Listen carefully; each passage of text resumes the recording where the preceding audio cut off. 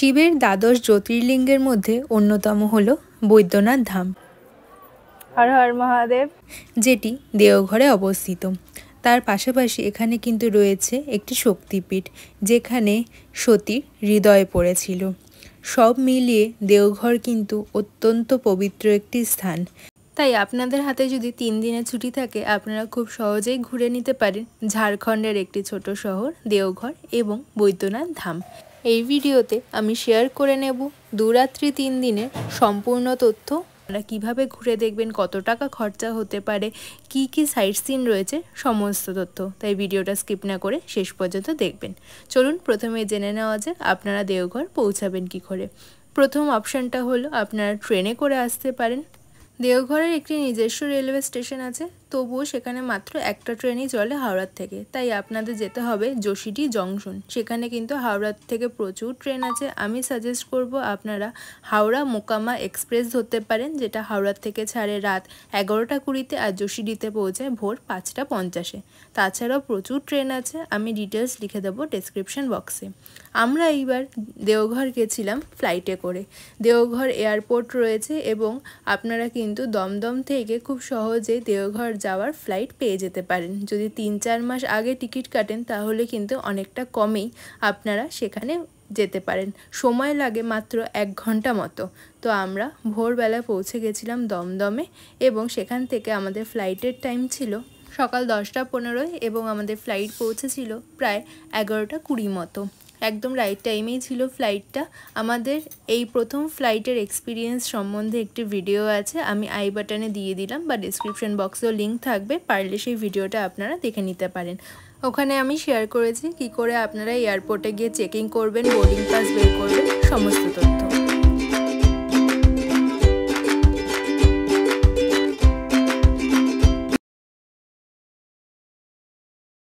যেহেতু প্রায় 7:30 8টা নাগাদ পৌঁছেছিলাম এয়ারপোর্টে, সকাল থেকে সেরকম কিছুই খাওয়া হয়নি, তাই এখানে উড়ান যাত্রী ক্যাফে থেকে নিয়ে নিলাম একটা চা।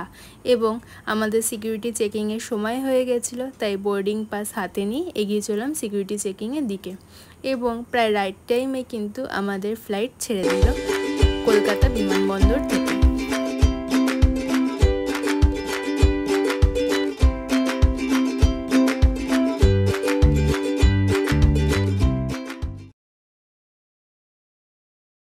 প্রায় 11টা 20-তে আমরা নামলাম দেওঘর এয়ারপোর্টে। এয়ারপোর্টটা তো ছোট্টর মধ্যে ভীষণ সুন্দর করে সাজানো। আমরা সিকিউরিটি চেকিং থেকে নিয়ে নিলাম আমাদের ব্যাগ এবং এয়ারপোর্টের বাইরে থেকে বুক করে নিলাম একটা গাড়ি। যেহেতু মার্চ মাস ছিল সেজন্য বেশ গরমই ছিল, তাই আমরা গাড়িটাই বুক করেছিলাম। এছাড়া কিন্তু এয়ারপোর্টের বাইরে দেখলাম প্রচুর টোটো অ্যাভেলেবেল রয়েছে, তো আপনারা চাইলে কিন্তু টোটো বুক করেও আসতে পারেন। আমাদের এয়ারপোর্ট থেকে হোটেল অবধি আসতে বেশি সময় লাগেনি, 10-15 মিনিট মতো লেগেছিল। এবং আমাদের হোটেলটি ছিল বৈদ্যনাথ মন্দির থেকে মাত্র 300 মিটার দূরেই অবস্থিত। আমরা ইচ্ছা করে মন্দিরের কাছে হোটেল বুক করেছিলাম, যাতে পায়ে হাঁটা দূরত্বে মন্দির দর্শন করতে যেতে পারি। আর আমাদের গাড়ি ভাড়া নিয়েছিল 400 টাকা। দিয়ে দিই আপনাদের এখানকার যে হোটেল শিবলোকে আমাদের যে রুমটা রয়েছে তার রুম ট্যুরটা। এই হলো আমাদের রুম, বেশ পরিষ্কার পরিচ্ছন্ন আর কিন্তু ভীষণ সুন্দর ইন্টেরিয়ারটা।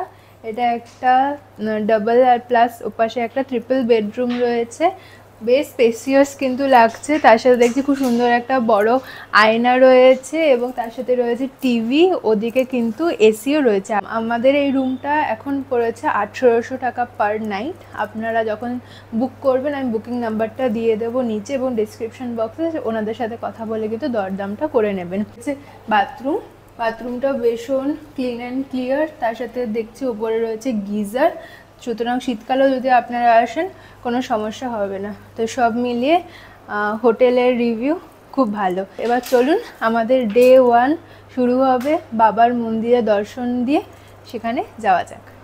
যেহেতু দুপুরবেলা মন্দির বন্ধ থাকে, আমরা ঠিক করলাম আগে এখানকার যে সৎসঙ্গ আছে সেখানে ঘুরে আসব। তার জন্য প্রথমেই হোটেল থেকে চলে আসলাম হেঁটে রাস্তার কাছে মোড়ে এবং এখান থেকে ঠিক করে নিলাম একটা অটো। অটোতে করে আমাদের সময় লাগলো প্রায় 10 মিনিট মতো। পৌঁছে গেলাম এই যে সৎসঙ্গের গেট, এখানে কিন্তু আপনারা নামবেন এবং এখান থেকে ঢুকেই কিন্তু আপনারা ভেতরে সম্পূর্ণটা দর্শন করতে পারবেন। চলুন আপনাদের ভেতরে নিয়ে যাই। সামনে তো দেখলাম প্রচুর দোকানপাট রয়েছে যেখানে অনেক কিছু বিক্রি হচ্ছে, আপনারা চাইলে সেখান থেকে টুকটাক কেনাকাটাও করতে পারেন। আর ভেতরে ঢুকে তো ভীষণ ভালো লাগলো, একটা বিশাল বড় মাঠ রয়েছে ভেতরে। যেহেতু লাঞ্চের টাইম হয়ে গেছিলো, আমরা ঠিক করলাম দেওঘরের এই সৎসঙ্গের ফেমাস আনন্দবাজার থেকেই খাওয়া দাওয়াটা সেরে নেব। সেদিন ছিল ডালিয়া, তার সাথে চাটনি এবং বোঁদে।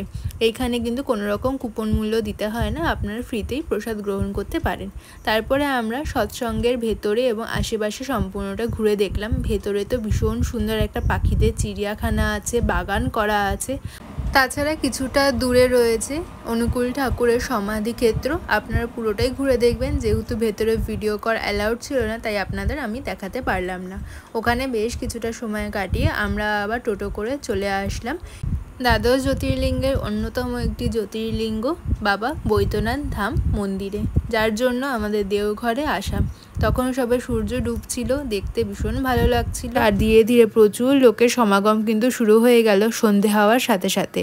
এখানে রোজ 7:15 থেকে 7:30টার মধ্যে শুরু হয়ে যায় বাবার সন্ধে আরতি। চলে এসেছি বৈদ্যনাথ মন্দিরের ভেতরে, আর এখন তো সন্ধ্যাবেলার সময় বেশ ফাঁকা ফাঁকাই রয়েছে। একটু পরে শুরু হবে সন্ধ্যা আরতি, তো সেই আরতিটাও চেষ্টা করবো আপনাদের সামনে তুলে ধরা। চলুন এখানকার সন্ধ্যা আরতি দেখতে দেখতে জেনে নেওয়া যাক বাবা বৈদ্যনাথ ধামের পৌরাণিক কথা।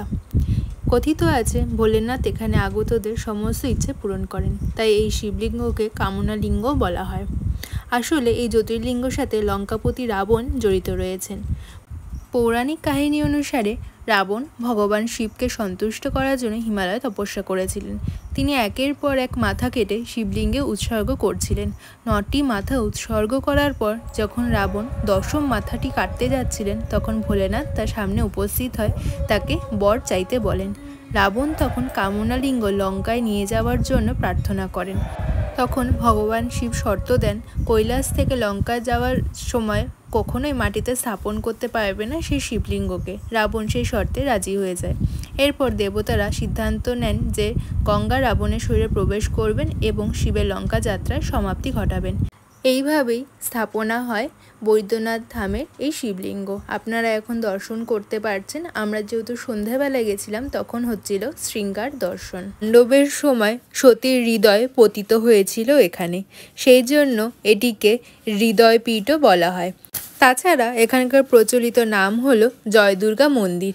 এর পাশাপাশি কিন্তু অনেক ভৈরব মন্দিরও রয়েছে এই মন্দির চত্বরে, সেই দর্শনও আপনাদের করাবো। এখন যে আপনারা লাল সুতোগুলো দেখতে পাচ্ছেন, এটি হলো বাবার মন্দিরের সাথে মায়ের মন্দিরের গঠবন্ধন। এমন বিশ্বাস করা হয় যে যে দম্পতি এই দুটি চূড়া রেশম দিয়ে বেঁধে দেবেন, তারা ভগবান শিব এবং পার্বতীর আশীর্বাদে সুখী পারিবারিক জীবন কাটাবেন। এখন আপনারা দর্শন করছেন মন্দিরের ভেতরের মা পার্বতী। এরপর ধীরে ধীরে এই মন্দির চত্বরে আরও যে 22খানা মন্দির রয়েছে, সবকটাই আপনাদের দর্শন করাবো। আপনারা কি জানেন বৈদ্যনাথ মন্দির একমাত্র মন্দির যার চূড়ায় রয়েছে পঞ্চশূল? অন্যান্য মন্দিরের চূড়ায় দেখা যায় ত্রিশূল, কিন্তু একমাত্র বৈদ্যনাথ মন্দিরের চূড়াতেই ভগবান শিবের পঞ্চশূল কিন্তু রয়েছে। বাবার দর্শন করে আসার পর আমরা মন্দিরের বাইরে যে নন্দী মহারাজ ছিলেন, তাকেও প্রণাম করে এগিয়ে গেলাম এই মন্দির চত্বরে আরও যে ছোট ছোট অসংখ্য মন্দির আছে সেখানে দর্শন করার জন্য। চলুন আপনাদেরকেও এক এক করে সেই সমস্ত মন্দিরে দর্শন করাই।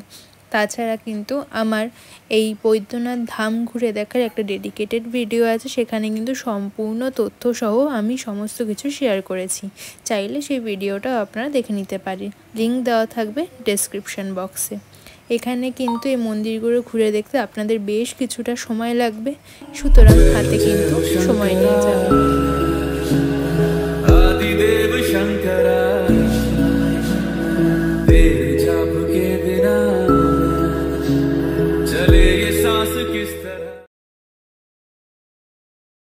মন্দিরে দর্শন করার পর আমরা চলে আসলাম দেওঘরের মেন সিটি এলাকা, যেটা হলো এই ঘণ্টাঘর টাওয়ার চক। এর আশেপাশে কিন্তু সমস্ত খাবারের দোকানগুলি অবস্থিত। এখান থেকে প্রথমে ট্রাই করে নিলাম একটা চাট, ভীষণ ভালো খেতে ছিল।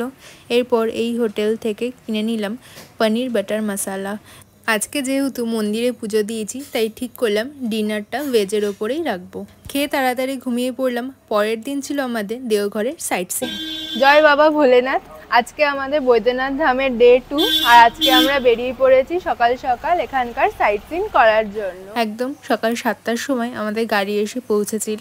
আমরা একটা সুইফট ডিজায়ার ভাড়া করেছিলাম সারাদিনের সাইট সিন করবো বলে। তো প্রথমেই আমরা চলে যাব দেওঘরের বিখ্যাত বাসুকীনাথ মন্দিরে, যেটা দেওঘর থেকে প্রায় 45 কিলোমিটার দূরে অবস্থিত।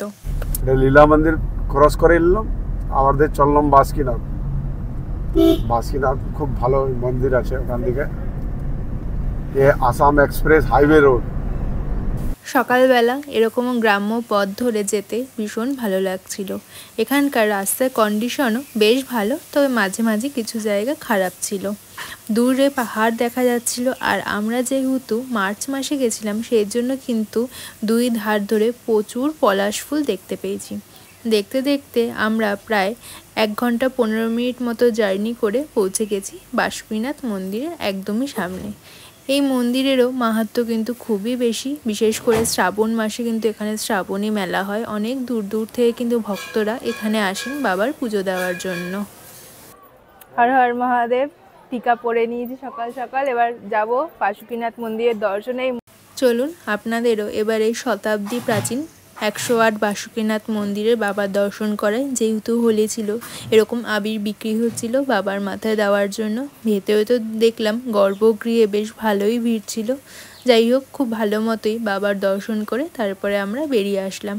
এই মন্দিরের চারিদিকেও কিন্তু ছোট ছোট অনেক মন্দির আছে, আপনারা কিন্তু অবশ্যই সেই মন্দিরগুলোতেও দর্শন করতে একদম ভুলবেন না। চলুন আপনারাও আমাদের সাথে দেখতে থাকুন।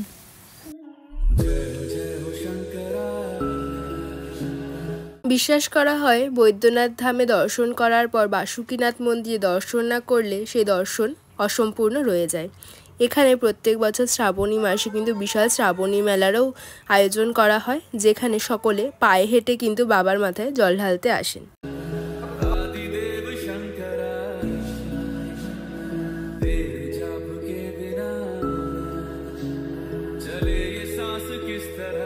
দেওঘরের বৈদ্যনাথ মন্দিরের মতো এই মন্দিরে একরকম একটি চন্দ্রকূপ আছে, যেখানকার জলই কিন্তু ব্যবহার করা হয় বাবার পূজার কাজের জন্য।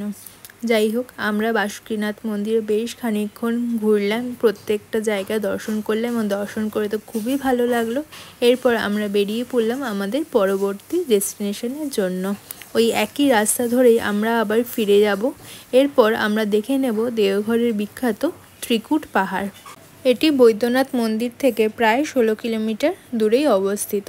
আপনারা যদি অত দূরে বাসুকীনাথ মন্দিরে না যেতে চান, তাহলে কিন্তু কাছে পিঠের মধ্যে এই ত্রিকুট পর্বতে অবশ্যই ঘুরে যাবেন। তো চলুন আপনারাও আমাদের সাথে ঘুরে দেখতে থাকুন। অনেক ভোরবেলায় এসেছিলাম, তাই এখানে মার্কেটটা বন্ধ ছিল। যাই হোক, আমরা ধীরে ধীরে ওপরে উঠে গেলাম।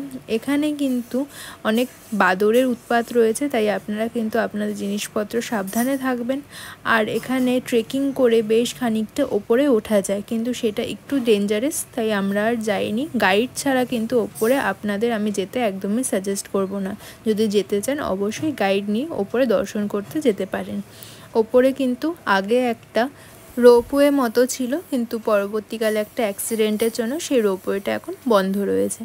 যাই হোক, আমরা এখানে বেশ কিছুক্ষণ ভালো করে দর্শন করলাম। এখানে কিন্তু একটা ঝর্ণা মতোও ছিল ছোট্ট, সেখান থেকে অনেকেই জল ভরছিলেন।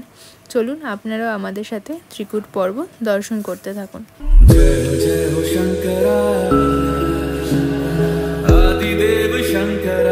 ওপর থেকে যখন নিচে নামলাম, দেখলাম বেশ কয়েকটা দোকানই খুলে গেছে। আবার এই গ্রামের আঁকাবাঁকা পথ ধরে আমরা এগিয়ে চললাম আমাদের পরবর্তী ডেস্টিনেশনের উপলক্ষে, সেটা হলো দেওঘরের তপোবন। এটি কিন্তু একটি খুবই মাহাত্ম্যপূর্ণ জায়গা, যেখানে রয়েছে শ্রী শ্রী বালানন্দ মহারাজজির সিদ্ধিস্থল। এছাড়া কিন্তু সবচেয়ে গুরুত্বপূর্ণ হলো এখানে আপনারা দর্শন করতে পারবেন স্বয়ম্ভূ শিবলিঙ্গ তপোনাথ মহাদেবের। সবাই কিন্তু এই শিবলিঙ্গ দর্শন করার জন্যই তপোবনে আসেন।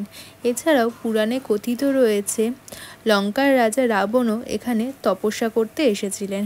সেই জায়গায় যাওয়ার জন্য কিন্তু আপনাদের এই সিঁড়ি দিয়ে একদম টপে যেতে হবে, সেখানে পাথরের মধ্যে দিয়ে ঢুকে আপনারা সেই জায়গাটা দর্শন করতে পারেন।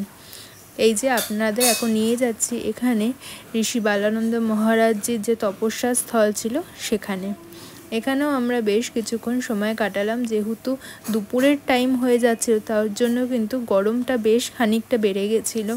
আমি সাজেস্ট করব আপনারা যখন আসবেন একদম ওপরে উঠে বেশ কিছুক্ষণ কিন্তু সময় অবশ্যই কাটাবেন।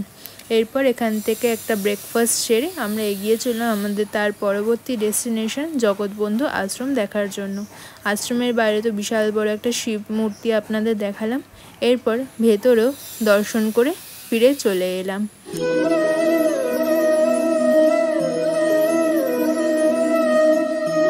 দেওঘরের এই সমস্ত সাইট সিন ঘুরে দেখতে আমাদের প্রায় হাফ বেলা সময় লেগেছিল। সেই সকালবেলা বেরিয়েছিলাম এবং তারপরে দুপুর 1টা নাগাদ ফিরে চলে এসেছিলাম। চলুন এরপর আপনাদের নিয়ে যাই আমাদের সাইট সিনের একদম লাস্ট ডেস্টিনেশন, সেটা হলো নওলাখা মন্দির। এটি কিন্তু দেওঘর মন্দিরের থেকে একদমই কাছে অবস্থিত। আপনারা কিন্তু মন্দির থেকে টোটো করেও এখানে খুব সহজে চলে আসতে পারেন। ভীষণ সুন্দর মন্দিরটা দেখতে, স্থাপত্য শৈলীটা দেখে তো বুঝতেই পারছেন। আর এই মন্দিরে কিন্তু বিশাল ইতিহাসও রয়েছে। আমার যে দেওঘরের ডেডিকেটেড ভিডিও আছে সেখানে কিন্তু আপনারা পুরোটা জেনে নিতে পারেন, লিংক দিয়ে রাখবো ডেসক্রিপশন বক্সে। মন্দিরের ভেতরে আমরা ঢুকলাম এবং তার কিছুক্ষণ পরেই মন্দির বন্ধ হয়ে যাচ্ছিল, তখন প্রায় 12:30 বাজে। আপনারা কিন্তু এই টাইমিংটা মাথায় রাখবেন। যাই হোক, এই মন্দিরে বেশ খানিকটা সময় কাটিয়ে আবার গাড়ি করে আমরা চলে আসলাম আমাদের দেওঘরের হোটেলে। হোটেল ड्रॉपिंग करेंगे, सारा साइट सीन हो गया है।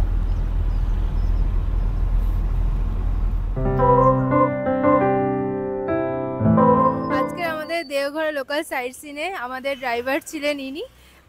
আপনার নামটা? विजय राउत। আর আপনার ফোন নাম্বারটাও একটু বলে দিন। 80 84 72 30 13। ব্যাস, আমাদের এক্সপিরিয়েন্স খুব ভালো ছিল। উনি খুব ভালো করে ঘুরিয়েছে, আমাদের সম্পূর্ণটা গাইড করে দিয়েছে কোথায় কি রয়েছে এবং সমস্ত জায়গায় এত ভালো করে ঘুরে দেখানোর জন্য আপনারাও যদি দেওঘরে আসেন ওনার সাথে কন্ট্যাক্ট করতে পারেন। নাম্বারটা আমি ডেসক্রিপশন বক্সে লিখে দেবো, ওনার সাথে কন্ট্যাক্ট করে কিন্তু আপনারা এই লোকাল সাইট সিনটা গাড়িতে ঘুরে নিতে পারেন। সুইফট ডিজায়ার ওনার গাড়ি আছে। তো থ্যাংক ইউ আজকে সারাদিনে ঘোরানোর জন্য। হোটেলে পৌঁছে ফ্রেশ হয়ে আমরা আবার চলে আসলাম এই ঘন্টাঘর টাওয়ার চকে এবং এখান থেকে একটা হোটেলে আমরা সেরে নেব আজকের আমাদের লাঞ্চটা। দোকানটার নাম ছিল কোয়ালিটি রেস্টুরেন্ট এবং এখানে কিন্তু বেশ অনেক ধরনের কুইজিনই পাওয়া যাচ্ছিল। আমরা অর্ডার করে নিলাম একটা এগ বিরিয়ানি। টেস্টটা তো বেশ ভালোই ছিল, আপনারা কিন্তু ট্রাই করতে পারেন। এরপর আবার এই মার্কেটের মধ্যে থেকে হাঁটতে হাঁটতে আমরা ফিরে চলে আসলাম আমাদের হোটেলে। এরপর বিকেলবেলা গেছিলাম একটা দারুণ জায়গায়, সেটা হলো দেওঘরের অ্যামিউজমেন্ট পার্ক। হোটেল থেকে হেঁটে আবার চলে এসেছিলাম মেন রাস্তায় এবং সেখান থেকে টোটো করে পৌঁছে গেছি একদম অ্যামিউজমেন্ট পার্কের সামনে। এসেই প্রথমে টিকিটটা কেটে নিলাম। চলুন আপনাদের ভেতরটাও ঘুরিয়ে দেখাই।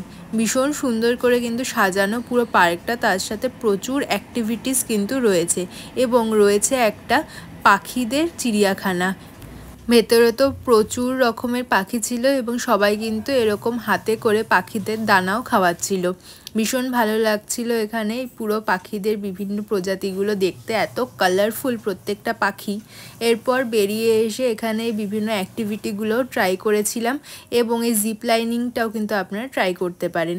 মোটামুটি 100 টাকায় কিন্তু প্রচুর অ্যাক্টিভিটি রয়েছে। আরও ডিটেলসে জানার জন্য কিন্তু আমার ডেডিকেটেড ভিডিওটা দেখতে পারেন, কমেন্ট বক্সে লিংক দিয়ে রাখলাম। ফাইনালি সন্ধেবেলা এখান থেকে বেরিয়ে পড়ব, কারণ রাতে আমাদের ট্রেন রয়েছে কলকাতায় ফিরে যাওয়ার। এইভাবেই কিন্তু আপনারা 2 রাত্রি 3 দিনের মধ্যে খুব সুন্দরভাবে দেওঘর ঘুরে ফেলতে পারেন। আর আপনাদের হাতে যদি আরও একটা দিন সময় থাকে তাহলে কিন্তু আপনারা আশেপাশে উশ্রী ফলস ওগুলো ঘুরে আসতে পারেন। আমরা ওখান থেকে ফেরার পথে কয়েকটা খাবার ট্রাই করে নিয়েছিলাম, যেমন লিট্টি চোখা, যেটা দেওঘরে বিখ্যাত। একদম সুন্দর ঘি চপচপে করে দিয়েছিল, তার সাথে ছিল একটা আলু মাখা, ঝাল ঝাল খেতে বেশ ভালোই লাগছিল। আমাদের এখানে এতটা অথেন্টিক লিট্টি চোখা তো পাওয়া যায় না। এরপর ট্রাই করে নিয়েছিলাম এই বোম্বে কুলফি, বেশ অন্যরকম ফ্লেভার কিন্তু এখানে পাওয়া যাচ্ছিল। আমরা এখান থেকে অনেকগুলো আইসক্রিমই ট্রাই করে দেখেছিলাম এবং সবকটা আইসক্রিম দারুণ খেতে ছিল। তারপর ট্রাই করে নিলাম এখান থেকে ফালুদা। ফালুদাটাও খেতে ভীষণ সুন্দর। ওই পেছনে দেখতে পাচ্ছেন ঘন্টাঘর, তার সামনেই ছিল দোকানটা। আর আমাদের আজকে রাতে ডিনারটা সেরে নিয়েছিলাম চাস্কা বলে এই দোকানটার থেকে। সেখান থেকে কিনে নিয়েছিলাম ভাত, রুটি এবং তার সাথে চিকেন। তারপরে সোজা চলে এসেছিলাম যশিরি জংশনে। আমাদের ট্রেন ছিল রাত 11:42 গঙ্গাসাগর এক্সপ্রেস, যেটা শিয়ালদাতে ঢোকে সকাল 7টার সময়।